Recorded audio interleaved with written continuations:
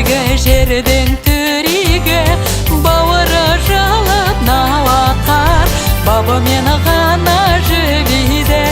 Наурыз, наурыз күніге жердің төриге шашылып ырыс шанақтан шақырып бір-бірді шаттанушы еді біріге.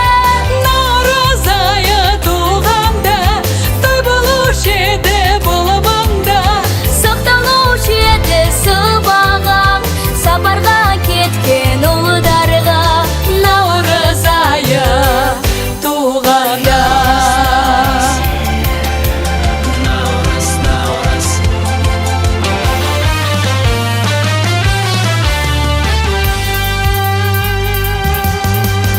Осынау үйге кең жерде наурыз айы келгенде, наурыз тойы болғанда келіп ем өмір орманға.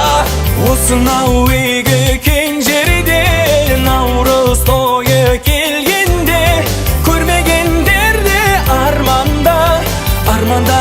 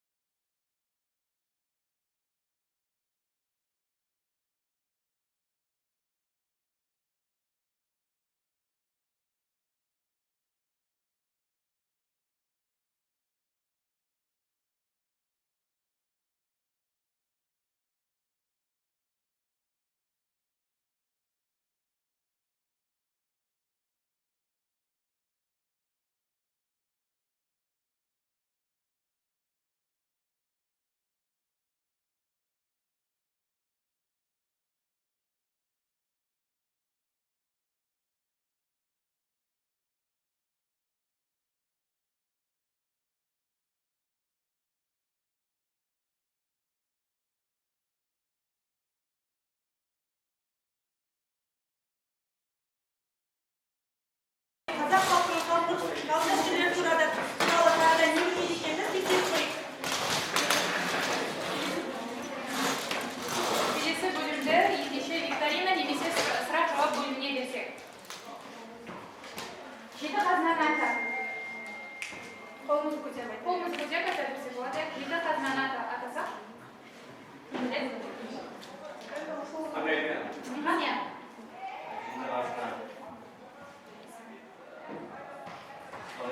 Қазір ик, сосын қару, жылқы, сосын жар,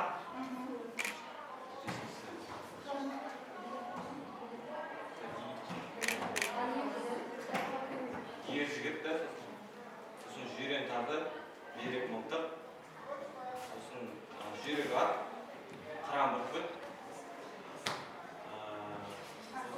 су әйел. Шұбат дегеніміз не? Ол қалай дайындалады? Шұбат тиелігі, тиелсіз. Қалай дайындалады?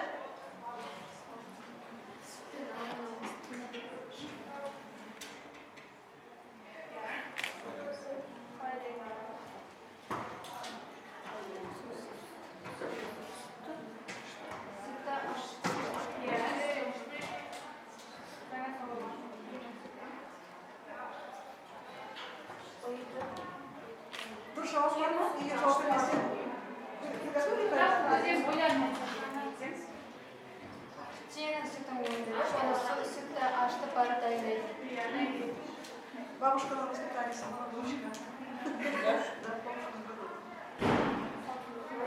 Төрт түлікке қандай жануарлар жатады? Аттарын атап өтсеңіз. Төрт түлікке қандай жануарлар жатады? Наурыз көже дегеніміз не? Ол қалай жасалады? Айтып кетті, иә? Сүйінші дегеніміз не? Ауылға бір үйде жасалған келгенде бір адам сүйінші айтады, мысалы сұрайды, яғни сол сүйінші сұрағанда қасындағы адамдар бір нәрсені сыйға беру керек.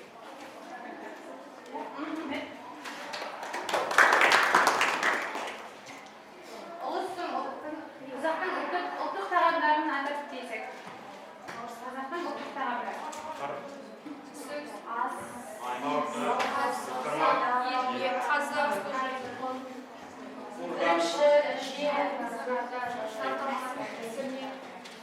Қазақтың ұлттық ойындары.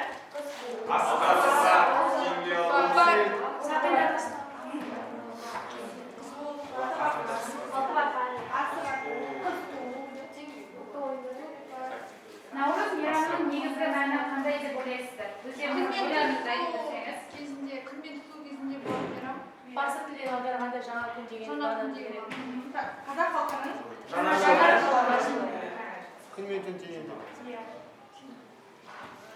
наурыз мейрамы қандай елдерде тойланады?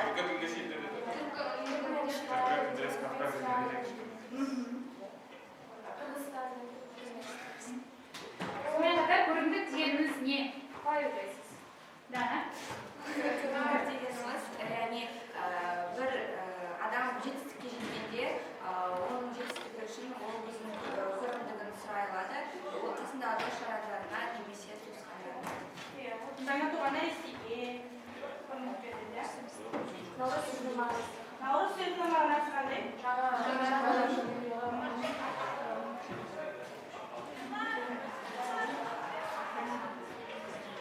Ұлыстың ұлы күні бірімізбен татуласып, тек қана жақсы сөздер айтатынымыз бәрімізге таныс. Олай болса жақсы сөз шығармыз істей келе, бір-бірімізге жақсы тілектер арнасақ. Кім өз тілегін айтқысы келеді наурызға барды? Наурызға бір-біріне той айтсақ. Өзіміздің жылы лебіздерімізді арнап наурыз мейрамымен бір-бірімізді құттықтасақ болады.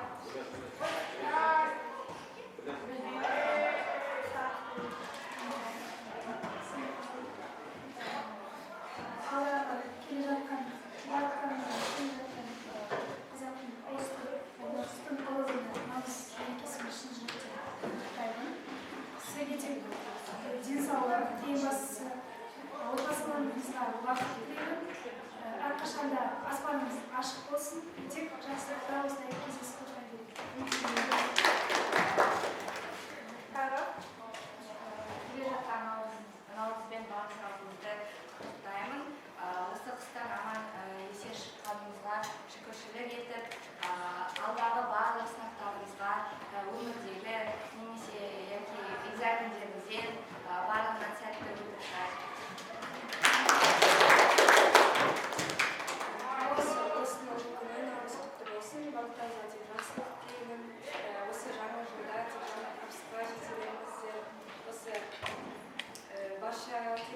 қабыл болсын.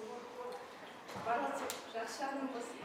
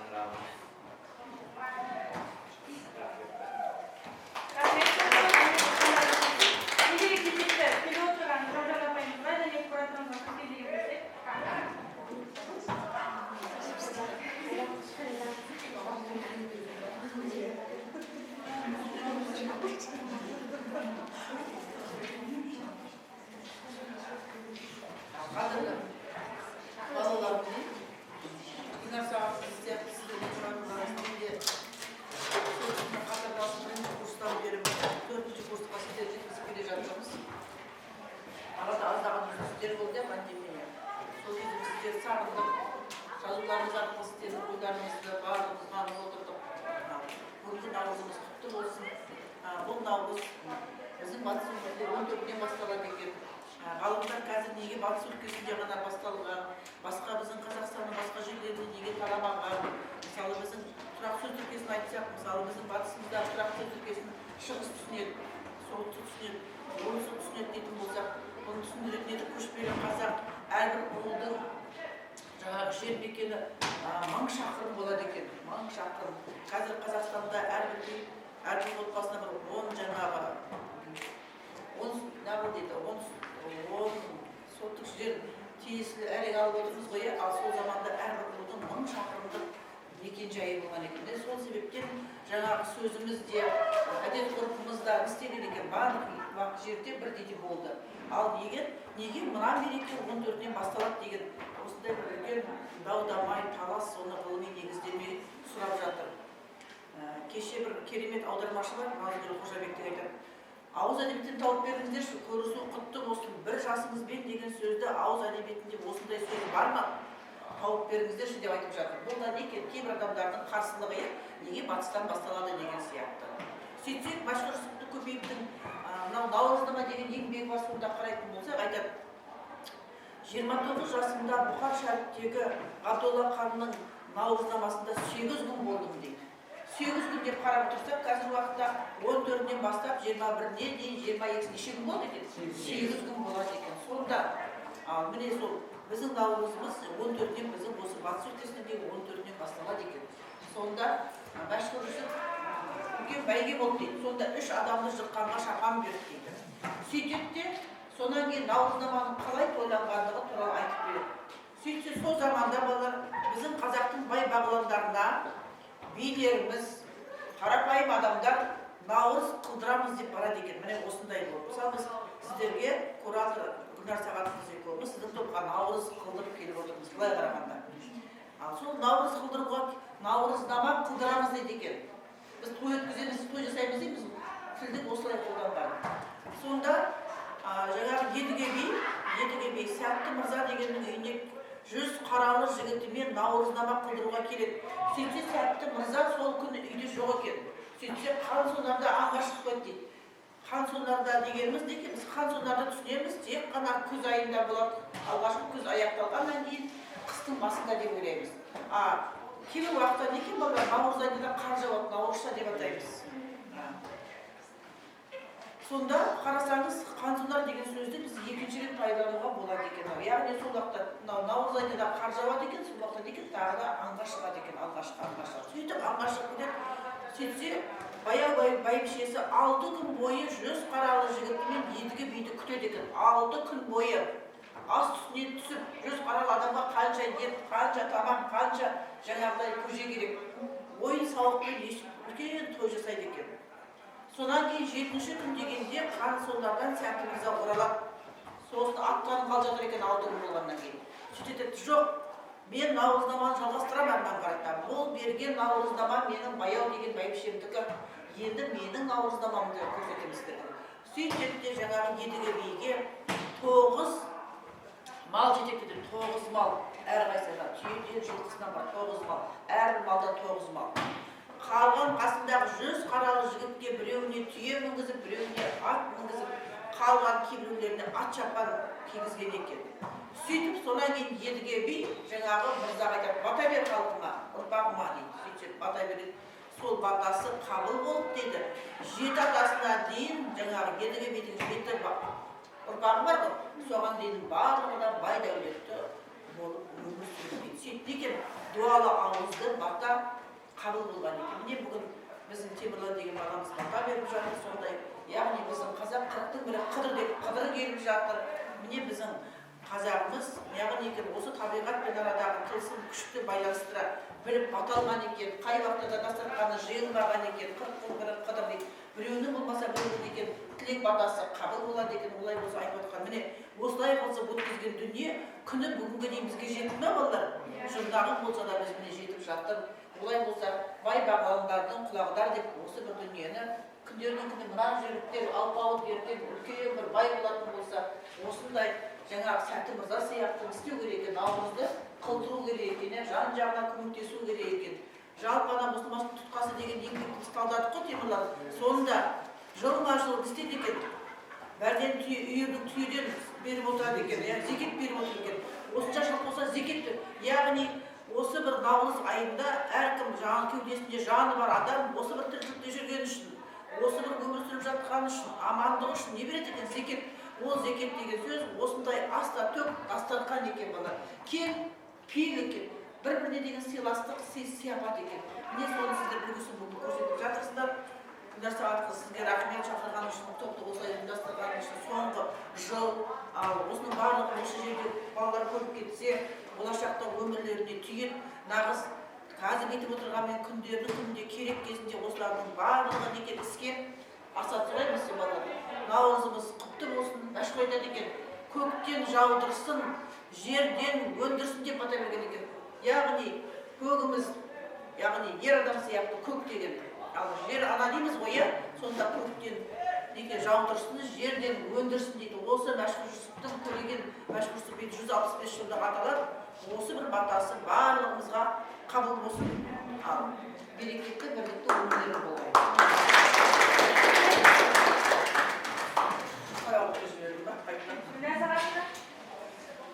Нужно говорить после Казахалида, да? Қазақтың мамандығы сөйлеп өте қиын екен, бірақ енді тырысып көремін. Арасында екі тілді қосып дегендей. Енді балалар көп рахмет сіздерге. Осындай менің ұсынысыма жалпы келіп айтқанда уақыт өте аз тығыз болды да. Жалпы тәрбие жұмыста ол жоқ биыл, потому что біздер тут жылда талай-талай сағат өткізген білесіз. Мен өзім сондай просто ынталы етіп сізге сұраймыз ба. Өзіміздің соңғы жыл болғасын наурызымызға осындай өзіміздің не көрсетейік деп. Қазақтың салтымызға, қазақтың жаңа жылына дегенде көрнекті көрсетейік деп. Көп рахмет. Қаштай уақытта осындай бәрін әзірлеп, безендіріп, жаңағыдай өлең, ән, викторина, ойындарды ұйымдастырып көп алғыс білдіремін сіздерге. Несмотря на вашу загруженность, білемін сіздер, қандай сабақ көп сегізде шығасыз күнде. Соған мен үлкен ризашылық білдіргім келеді. Жалпы мемлекет басшысы бір күшті сөзі бар. Традиции народа – это генетический код нации, ребята. Есть какие слова? Генетический код нации, ключ. То есть, если мы сохраним, то мы сохранимся как народ. Солай спа. Даже жаңа байқап әлі кейбір нәрселерді білмейміз деп байқайсыз ба? Әлі автомат түрінде айтып бермейміз. Сондықтан ол біздің міндетіміз қазақ болғасын осындай традицияны сақтау, ұрпақтарға жеткізу дегенде келесі ұрпаққа жеткізу. Сондықтан мен ойлаймын, осы әсерлі болады деп сөз үшін. Түрткі болады, тағы да білу, тағы да тереңдеу білу дегенде традицияларымызда. Жалпы Акушта Балтыгереева написала стихотворение «Вернулся в край, родной мой Наурыз». Это о чем говорит? Вернулся деген сөз бұрын біздер тойлаған жоқпыз. Полвека были мы разлучены. Представляете? То есть после перестройки, кто знает, вот вам как раз вопрос еще один. Когда, какие годы начал праздноваться заново, возродился Наурыз? Конкретно. Қай жылдан бастап, қайтадан, уже независимый Казахстанда Наурыз қашан өтеді? Конкретно. Вот. То есть сол 93 келген сол шамада, да? Представляете, оған дейін тойлаған жоқ. То есть я была школьницей, я была студенткой, мы официальный праздник не праздновали. Вот опять Союза. Полвека были мы разлучены, представляете? Мы живем, растем в советской стране, и никто не знает. Ата-аналарымыз, ата-бабаларымыз білет әрине, мектеп айтады, бірдеңені пісіреді жаңағыдай, ырымдайды, бірақ та мынандай ресми түрде, қоғамда, әлеуметте ондай ешқандай не болған жоқ движение. Это, конечно, очень-очень печально. Поэтому даже оценить қазір осылай уақытта тұрғанымызды қазір бақытты, сіз бақыттысыз, сіз оны бәрін білесіз. Уже Құртайдан бастап, уже наурыз туралы келмейсіз ғой, солай емес па? Өзі жаңа біліп, жаңа салт түрде ашыватырмыз өздеріңіз үшін. Поэтому это большое счастье, что вы можете жить в свободной стране, в независимой стране. Можете праздновать свои праздники, говорить на своем языке. Сондай моменттер болды, даже өздерде басқа ұлттар, әсіресе орыс адамдар қазақша сөйлемейіндер деп сондай даже моменттер болды. Апам кезінде бірінші курста біздер, помните, кездестік қой, да? Жұман сағат мүлді білесің? Сонда айтады, нет, я эти места не застала, я не знаю таких людей. Учительскийда бірдемеге отырғанда, бір қазақ, екі қазақ сөйлесе, бірмен қазақша айтады дейді. Сидорова деген апайлар, не застали, да, я точно не застали. Сидорова, екінші апай, как не помню, айтады дейді, не разговаривайте на казахском языке, нам непонятно, деп айтады. Это же ужас, да? Две казашки, три казашки должны говорить только на русском, понимаете? Потому что якобы им непонятно. Вот қандай сабақтар. Біздің колледжде болған. Вы колледжде болған, слушайте, жаңа Сидорова апай істеп кеткен. Нам непонятно, может, вы нас обсуждаете, говорите на русском, деп айтады. Сейчас вам трудно представить, да? Сізге қазір қиын ондай, даже если үйге солай емес па? Сондай моменттер болды. Сондықтан осының бәрін бақыт деп сезініңіз, осы тілде сөйлей аласыз. Ешкім сізге анадай қоя алмайды да, шет қоя алмайды, замечание жасамайды. Соны ары қарай, тек мен пожеланием ары қарай дамыту, солай емес па? Қайтадан сондай манқұрт болып кетпеу үшін, жаңа рухани жағынан, не жағынан даже целый ғасыр жаңа апай айтқандай жазғандай, это же вообще действительно ақшта папамыз жазғандай. Сондықтан тек қана бақыт тілеймін. Ең бірінші программа минимум сіздерге текущий госэкзамен жақсы тапсыруға, бәріңізге жақсы экзамен тапсырып, жақсы баға алу, курсовая защита бар, одан кейін жаңағыдай самый главный госэкзамены бар, солай емес па? Тесты, наверное, тестирование на квалификацию педагог. Тек қана жақсылық деймін, бақытты болыңдар, үйлеріңізге дұға сәлем айтып барыңыз праздникте, ертең праздник болады ғой. Үш күн демаламыз, Алла тағала. Әрқашан да қайда жүрсеңіз де осы колледж қабырғада алған тәрбиені ұмытпаңдар. Мұғалімдерді, бүкіл сізге берген сондай білімдерді іске асырыңыз. Жақсы маман болуына, высокопрофессиональный адам болуға мен тілектеспін. Бақытты болыңдар. Бұл мерекеге ұлттық соңғы рет бұл мерекені 1926 жылы тойлағанбыз. 1926 жылға дейін тойлағанбыз. Енді көрісу айты дейді. Бізде екі түрлі айт бар. Көрісу айт және құрбан айт. Яғни бұны айт болғандықтан, бұны діни мейрам деп ойлаған. Бұл жаңа жыл деп ойламаған. Не деп ойлаған екен? Діни мейрам деп, яғни жаңа орыс саясатының әсерімен бұл мейрамды 1926 жыл бұйрықпен кәдімгі істеген тойламау туралы бұйрық шығарған. Содан 1988 жылы тойланды Қазақстанда. Сәл-сәл бұны тойлатқан балар кім дейсіздер? Өзбек Жәнібеков деген мәдениет министрі болды. Сол кісі бастап, Мырзатай Жолдасбеков деген Гумилев атындағы университеттің ректоры болған үлкен әдебиетші. Сол екеуі бірігіп, осы наурызды Қазақстанда 1988 жылы ғана бастап тойланды. Тек қана айталды. Әйтпесе біз Гүлнар Сағатқызы сияқты, біздер оқушы кезімізді, студент кезімізді үйдегілер бауырсақ пісіріп, бір-біріне жайлап көрсеп, ойытып, жаңағылай тыныштықпен көжені мықтап әдебиет пісіреді. Яғни сүргетті, басты шекені салып, оған деген түрлі дәмдерді салып, сүзбе дейді, соның барлығын салып, мықтап тұрып, бір қарасам, оның адамның организм ағзасына өте пайдалы дәрумендер анау деген. Соны салып пісіреді. Біз мынандай пісірмейміз, басқаша болды біздің пісірген ішкен көжелерінде Гүлнар Сағатқызы басқаша болды. Міне, содан кейін бір-біріне сыйлық, мысалы менің әжем мынадай болып үйге жүріп келеді де, соған сандығынан түрлі заттардың, жаңа заттардың бәрін шығарып кетті. Ана жаңа күн, жаңа жыл істесін соны, көрсін деген. Содан кейін үйге келген әжелер кейбірде қалағаныңды ал дейді. Содан мата, о заманда матаның көзі жоқ. Содан жақсы бір камзол болса, әркім өзінің қалағанын істейді жағадан. Алады, міне біз осындайды көрдік. Ал шын мәнінде Гүлнар Сағатқызы өте дұрыс айтады. Біз қазір демалатын болдық. Осы мейрамды солай емес, бірнеше күн. Демалу деген білген жоқпыз. Бұл күн деген мектепте, университетте аталмайтын мүлдем. Міне 88 жылдан бері осылай істейтін болды. Аталатын, тойланатын болды балар. Демалатын болды. Түркия 10 күн демалады екен осы мейрамды, 10 күн береді екен Түркия. Біз 3 күн күндердің күні Түркия сияқты 10 күн демалып, ата-анамызға барып, ата-анамыздың басына барып, тума туысымызға еркін қарым қатынас жасайтын заман да туып қалатын болар. Оны біздер де бүгін көріп қалармыз.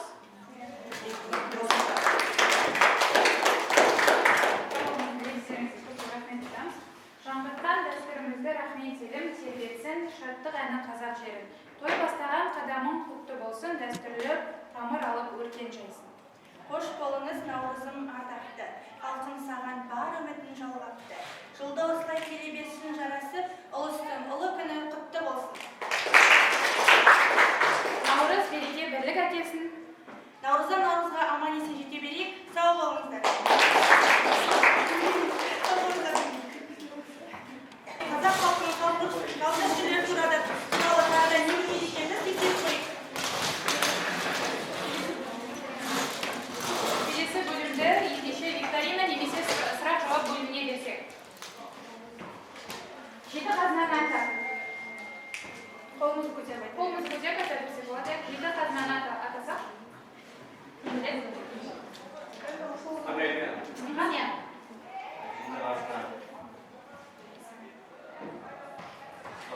Қазы ик, сосын қару, жылқы, сосын жар,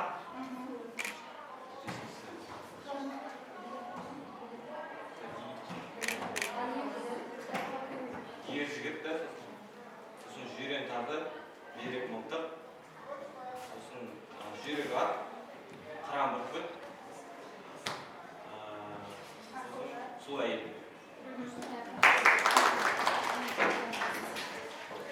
Шұбат дегеніміз не? Ол қалай дайындалады? Шұбат тиелігі, тиелсіз. Қалай дайындалады?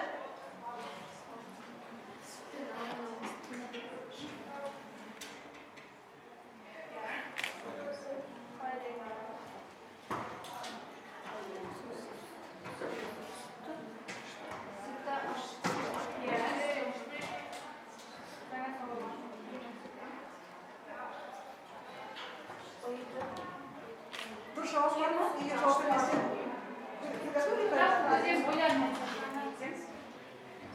Теңіз сүттің ойында, және сүтті ашты пара дайындайды. бабушкадан воспитайся.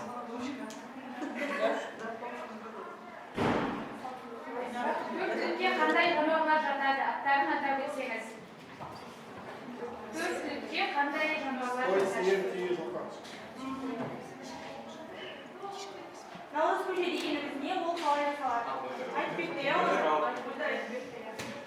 Сүйінші дегеніміз не? Ауылға бір үйде сахнаға келгенде бір адам сүйінші айтады.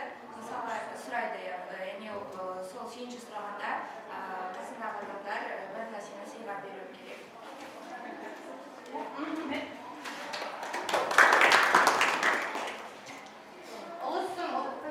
Қазақтың ұлттық тағамдарын атап кетсек.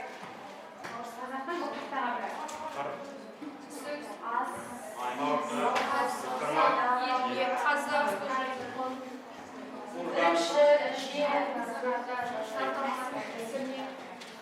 Қазақтың ұлттық ойындары.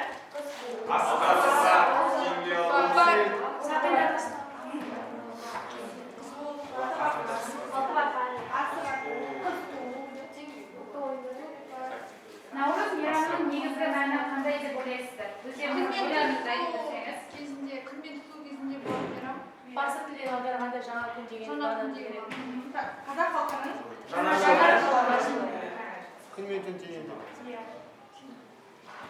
наурыз мейрамы қандай елдерде тойланады?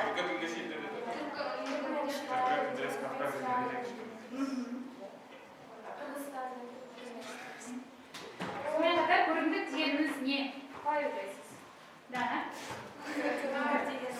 Яғни бір адам жетістікке жеткенде, оның жетістігі үшін ол өзінің көрімдігін сұрай алады. Ол қасындағы дос-жарандарына немесе туысқандарына. Жаңа туған нәрестеге,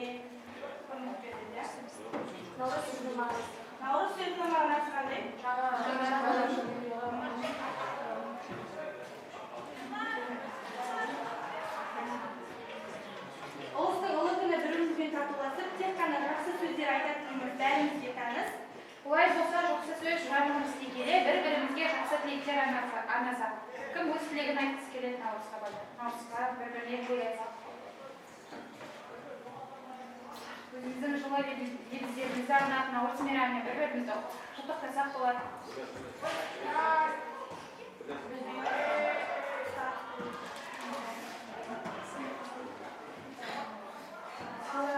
келе жатқан қазақтың ұлыстың ұлығына наурыз мерекесімен шын жүректен құттықтаймын. Сізге тек денсаулық, ең бастысы отбасыларыңызға бақыт тілеймін. Әрқашан да аспаныңыз ашық болсын, тек жақсылықта осылай кездесіп отыра берейік. Келе жатқан наурызбен барлығымызды құттықтаймын. Осы қыстан аман есен шыққанымызға шүкіршілік етіп, алдағы барлық сынақтарымызға өмірдегі немесе экзамендерімізден барлығынан сәтті өтіп шығайық.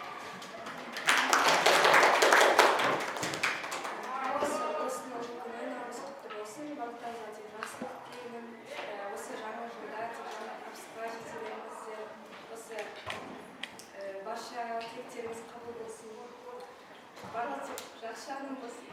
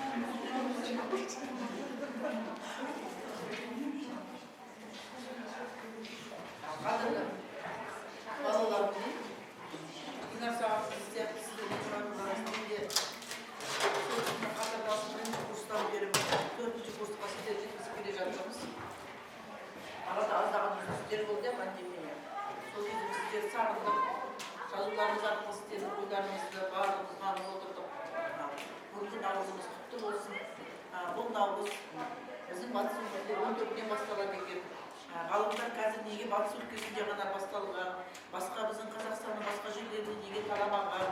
Мысалы біздің тұрақ сөз тіркесін айтсақ, мысалы біздің батысымызда тұрақ сөз тіркесін шығыс түсінеді, солтүстік түсінеді, оңтүстік түсінеді дейтін болсақ, бұны түсіндіретін еді көшпелі қазақ әрбір ұлдың жаңағы жер мекені 1000 шақырым болады екен, 1000 шақырым. Қазір Қазақстанда әрбір отбасына бір 10 жаңағы 10 соттық жер тиесілі әрек алып отырмыз ғой, ал сол заманда әрбір рудың 1000 шақырымдық мекен-жайы болған екен. Сол себептен жаңағы сөзімізде, әдет-ғұрпымызда істеген екен, барлық жерде бірдей болды. Ал неге мына мереке 14-нен басталады деген осындай бір үлкен дау-дамай, талас, соны ғылыми негіздеме сұрап жатыр. Кеше бір керемет аудармашы бар, Назгүл Қожабектің айтады. Ауыз әдебиеттен тауып беріңіздерші, көрісу құтты болсын, бір жасыңызбен деген сөзді ауыз әдебиетінде осындай сөз бар ма? Тауып беріңіздерші деп айтып жатыр. Бұл да неке кейбір адамдардың қарсылығы, неге батыстан басталады деген сияқты. Сөйтсек, Башқұртстан көбеевтің Наурызнама деген еңбегі бар, сонда қарайтын болсақ, айтады. 29 жасымда Бұхар шәріптегі Ғабдолла ханның Наурызнамасында 8 күн болдым дейді.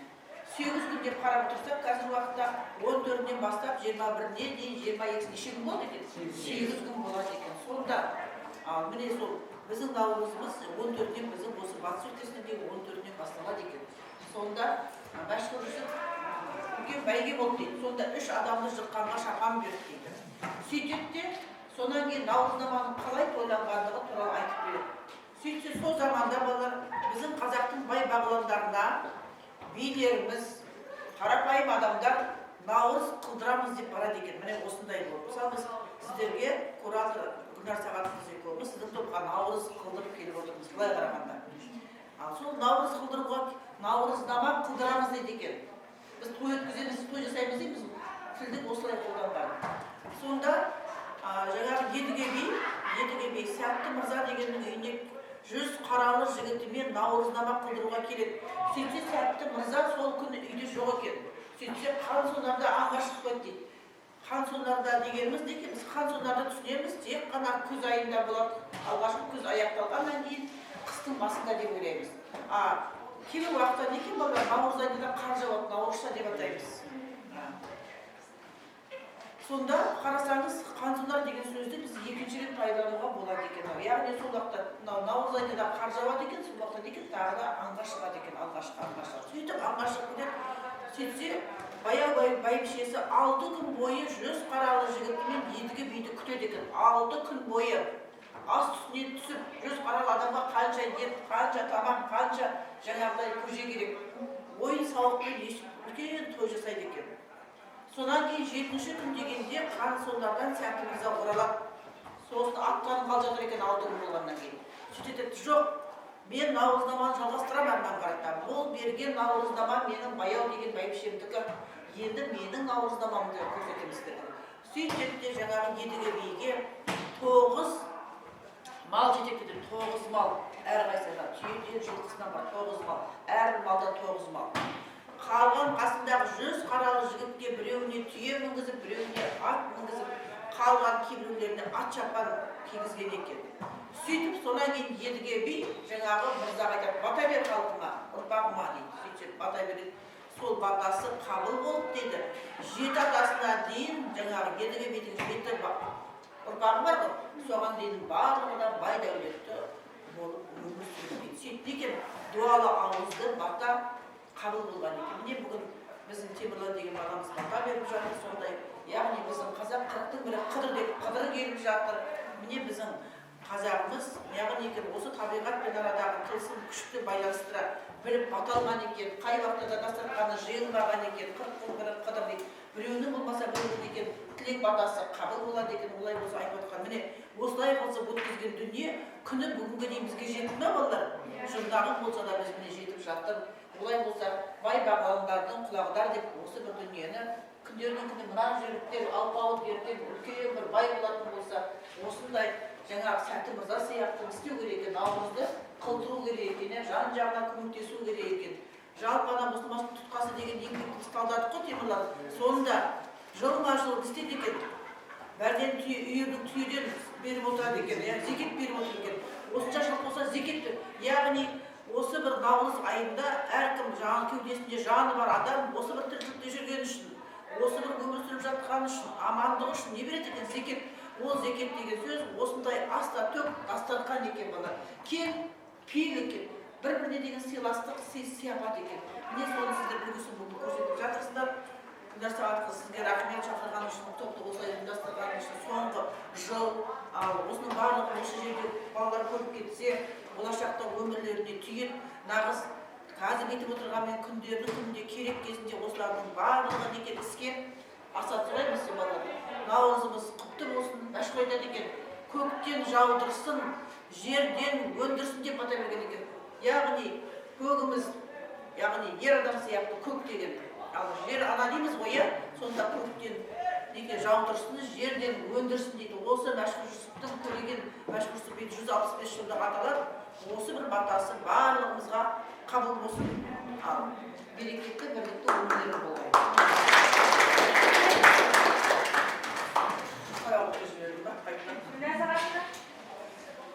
Нужно говорить после Казахавида, да? Оларды мамандан сондай өте қиын екен, бірақ енді тырысып көремін. Арасында екі тілді қосып дегендей. Енді балдар көп рахмет сіздерге. Осындай менің ұсынысыма жалпы келіп айтқанда уақыт өте аз тығыз болды да. Жалпы тәрбие жұмыста ол жоқ биыл, потому что біздер тут жылда талай-талай кастарат өткізген білесіз. Мен өзім сондай просто ынталы етіп сізге сұраймыз ба. Өзіміздің соңғы жыл болғасын наурызымызға осындай өзіміздің не көрсетейік деп. Қазақтық салтымызға, қазақтың жаңа жылына дегенде құрметті көрсетейік деп көп рахмет. Қаштай уақытта осындай бәрін әзірлеп безендірек жаңағыдай өлең, ән, викторина, ойындарды ұйымдастырып алыс көресіздер. Несмотря на вашу загруженность, білеміз сіздер, қандай сабақ көрсеңіздер шығасыз күнде. Соған мен үлкен ризашылық білдіргім. Жалпы мемлекет басшысы бір күшті сөзі бар. Традиции народа – это генетический код нации, ребята. Есть какие слова? Генетический код нации, ключ. То есть, если мы сохраним, то мы сохранимся как народ. С вами спать. Даже жаңа байқалатымыз, әлі кейбір нәрселерді білмейміз деп байқайсыз ба? Әлі автомат түрінде айтып бермейміз. Сондықтан ол біздің міндетіміз қазақ болғасын, осындай осы традицияны сақтау, ұрпақтарға жеткізу дегенде келесі ұрпаққа жеткізу. Сондықтан мен ойлаймын, осы әсерлі болады деп сөз үшін. Түрткі болады, тағы да білу, тағы да тереңдеу білу дегенде традицияларымызда. Жалпы Акушта Бактыгереева написала стихотворение «Вернулся в край, родной мой Наурыз». Это о чем говорит? Вернулся деген сөз, бұрын біздер тойлаған жоқпыз.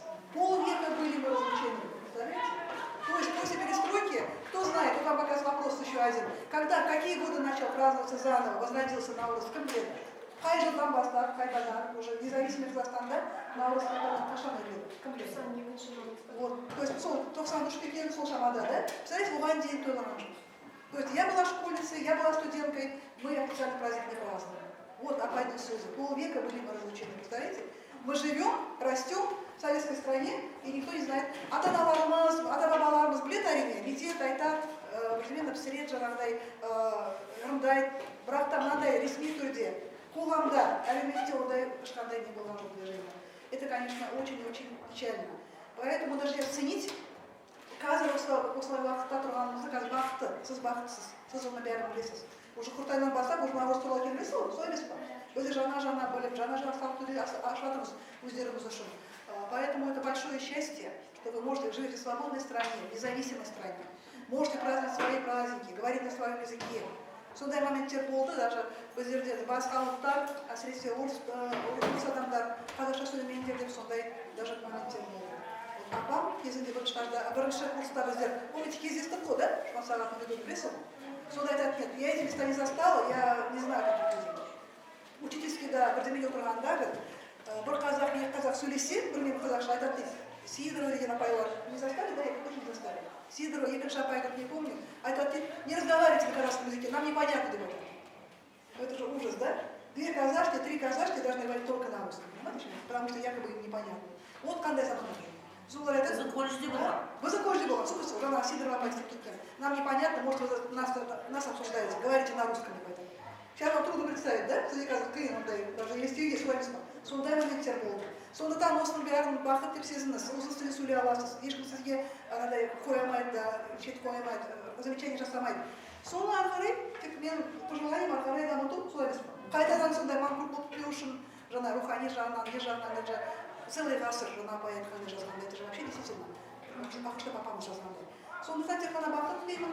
Ең бірінші программа минимум сіздерге текущий госэкзамен жақсы тапсыруға, бәріңізге жақсы экзамен тапсырып, жақсы баға алу, курсовая защита бар, одан кейін жаңағыдай самый главный госэкзамены бар, солай емес па? Тесты, наверное, тестирование на квалификацию педагог. Тек қана жақсылық деймін, бақытты болыңдар, үйлеріңізге дұғасы, сәлем айтып барыңыз праздниктен, ертең праздник болады ғой. Үш күн демаламыз, Алла тағала. Әрқашан да қайда жүрсеңіз де осы колледж қабырғада алған тәрбиені ұмытпаңдар. Мұғалімдерді, бүкіл сізге берген сондай білімдерді іске асырыңыз. Жаңағыдай жақсы маман болуына, высокопрофессиональный адам болуға мен тілектеспін. Бақытты болыңдар. Бұл мерекені неге ұмытпаулар? Соңғы рет бұл мерекені 1926 жылы тойлағанбыз. 1926 жылға дейін тойлағанбыз. Енді көрісу айты дейді. Бізде екі түрлі айт бар. Көрісу айт және құрбан айт. Яғни бұны айт болғандықтан, бұны діни мейрам деп ойлаған. Бұл жаңа жыл деп ойламаған. Не деп ойлаған екен? Діни мейрам деп, яғни жаңа орыс саясатының әсерімен бұл мейрамды 1926 жыл бұйрықпен кәдімгі істеген тойламау туралы бұйрық шығарған. Содан 1988 жылы тойланды Қазақстанда. Сәл-сәл бұны тойлатқан балар кім дейсіздер? Өзбек Жәнібеков деген мәдениет министрі болды. Сол кісі бастап, Мырзатай Жолдасбеков деген мынау Гумилев атындағы университеттің ректоры болған үлкен әдебиетші. Сол екеуі бірігіп, осы Наурызды Қазақстанда 1988 жылы ғана бастап тойланды. Тек қана айта алды. әйтпесе біз Гүлнар Сағатқызы сияқты бізде оқушы кезімізде, студент кезімізде үйдегілер бауырсақ пісіріп, бір-біріне жайлап көрсек, өйтіп жаңағылай тыныштықпен көжені мықтап әдемі етіп пісіреді. Яғни сүргекті, басты шекені салып, оған деген түрлі дәмдерді салып, сүзбе дейді, соның барлығын салып, мықтап тұрып, былай қарасам, оның адамның организм ағзасына өте пайдалы дәрумендер анау деген. Соны салып пісіреді. Біз мынандай алып пісірмейміз, басқаша болып біздің пісірген ішкен көжелерімізді Гүлнар Сағатқызы басқаша болды. Міне, содан кейін бір-біріне сыйлық, мысалы менің әжем мынадай болып үйге жүріп келеді де, соған сандығынан түрлі заттардың, жаңа заттардың бәрін шығарып кетті. Ана жаңа күн, жаңа жыл істесін, соны көрсін деген. Содан кейін үйге келген әжелер кейбірде қалағаныңды ал дейді. Содан мата, о заманда матаның да көзі жоқ. Содан жақсы бір камзол болса, әркім өзінің қалағанын істейді жағадан. Алады, міне біз осындайды көрдік. Ал шын мәнінде Гүлнар Сағатқызы өте дұрыс айтады. Біз қазір демалатын болдық. Осы мейрамды солай емес, бірнеше күн. Демалу дегенді білген жоқпыз. Бұл күн деген мектепте, университетте аталмайтын мүлде. Міне 88 жылдан бері осылай істейтін болды. Аталатын, тойланатын болды балар. Демалатын болды. Түркия 10 күн демалады екен, осы мейрамды 10 күн береді екен Түркия. Біз 3 күн күндердің күні Түркия сияқты 10 күн демалып, ата-анамызға барып, ата-анамыздың басына барып, тума-туысымызға еркін қарым-қатынас жасайтын заман да туып қалатын болар. Оны біздер де көріп қалармыз.